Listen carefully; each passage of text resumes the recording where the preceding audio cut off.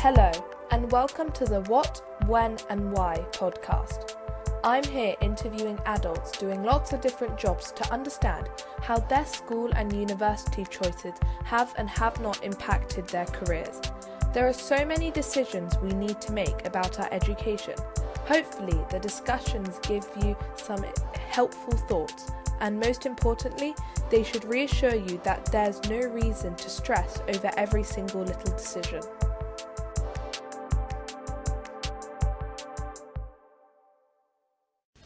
Today I am talking to Tillotson, who is an Associate Director at Accenture, a technology consulting firm. Hi Ian, please tell us a bit about who you are and the job you do.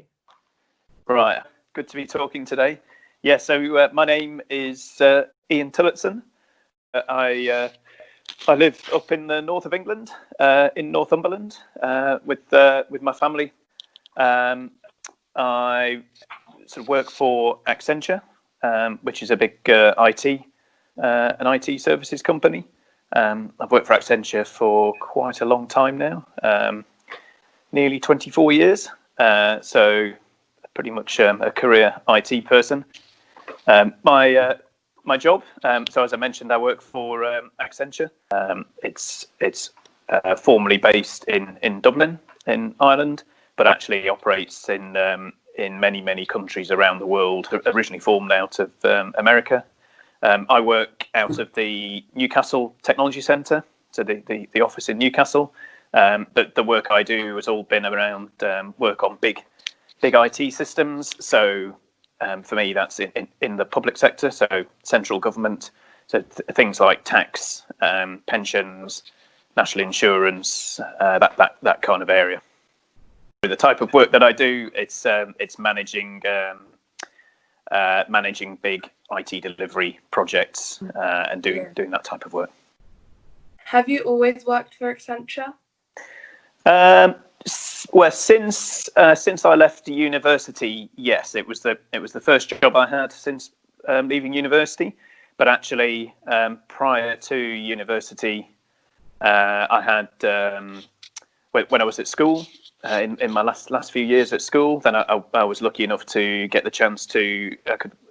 When I was the right age, I could work behind a bar. I really enjoyed working in a pub, working behind the bar. We had friends who ran a pub, and I worked there. That was great, just for meeting people and growing confidence and that kind of stuff. And then as I was going through my year off between school and university, I worked for a engineering services company. So that was a company called WS Atkins, but did a range of sort of engineering linked type work, things like surveying, design work for sort of drainage systems or water systems, that kind of stuff. Working as a student type person there was great. We got to do lots of work outside, lots of surveying stuff. It was it was really great to be doing a job, but doing lots of that outside, and then some of the work inside. I worked for them through my first couple of summer vacations across university as well. But as I got through to my last 2 years at university, I just decided I felt like trying something a bit different. Mm-hmm. And that was how I ended up sort of applying for different summer jobs, and eventually ended up doing a summer job with Accenture. At school, what did you study? So school-wise, interestingly, and maybe not sure whether it is interesting.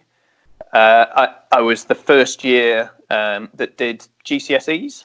So prior to all years ahead of me, they used to do a thing called O levels, but we were the first year who did GCSEs.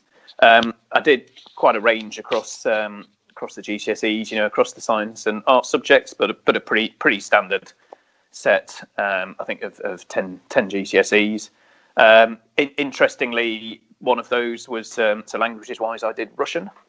So everybody did French at my school, but then you got to choose if you wanted to continue with Latin or change to do German or Russian. And back then I did a Russian GCSE, just because I thought with the world as it was back then, it would be a really interesting thing to learn. but then, as I say, yeah, it was a mix of probably mostly science subjects with some arts, kind of English, history, that kind of stuff. A levels wise, I then went on. I studied maths, further maths, physics, and general studies. So the general studies slight add-on really, but so yeah, I was quite kind of mathematically orientated, you could say, with that study. But I really enjoyed those subjects. Maths was definitely my favourite subject. So it was really interesting to do that.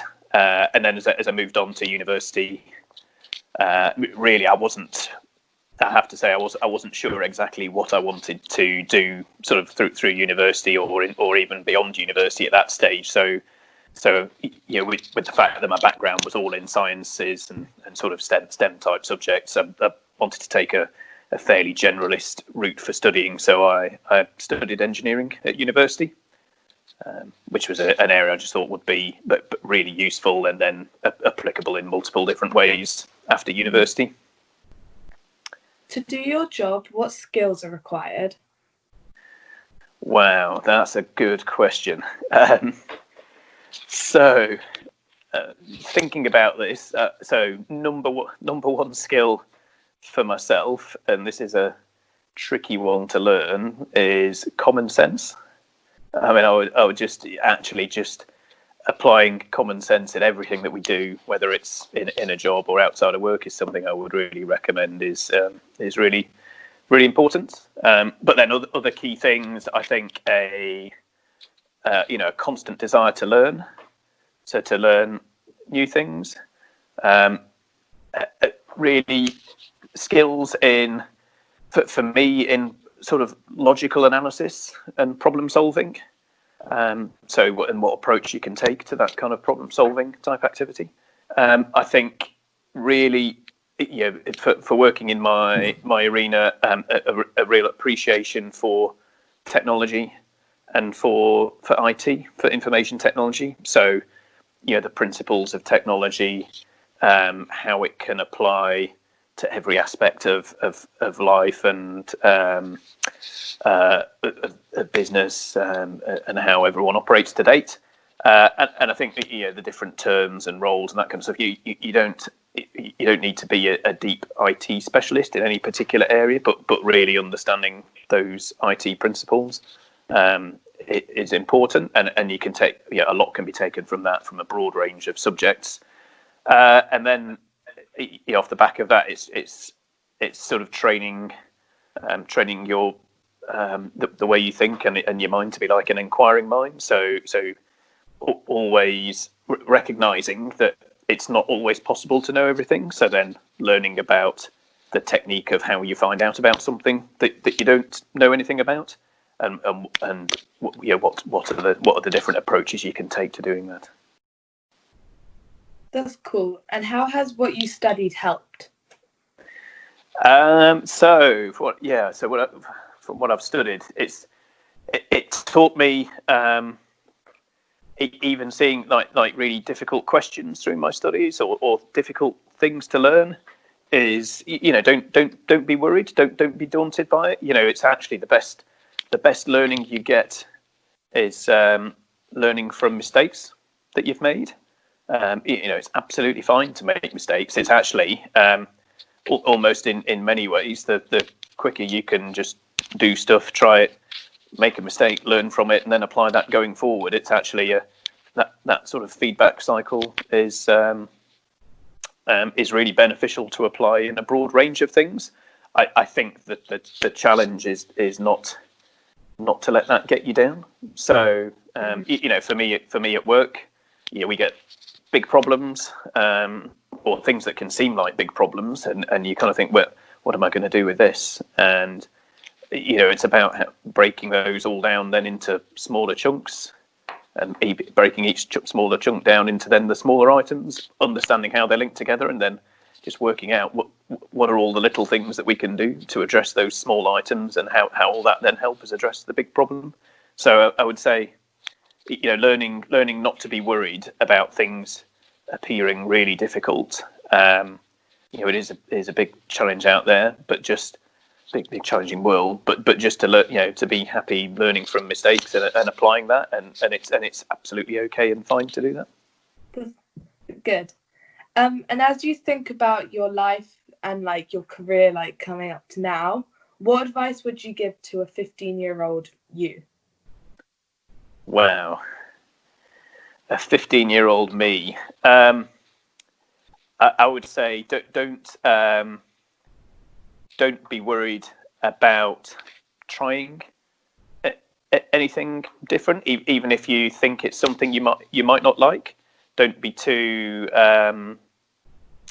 what's the word? It's if someone knows exactly what their desire is and what they want to do, that's fantastic.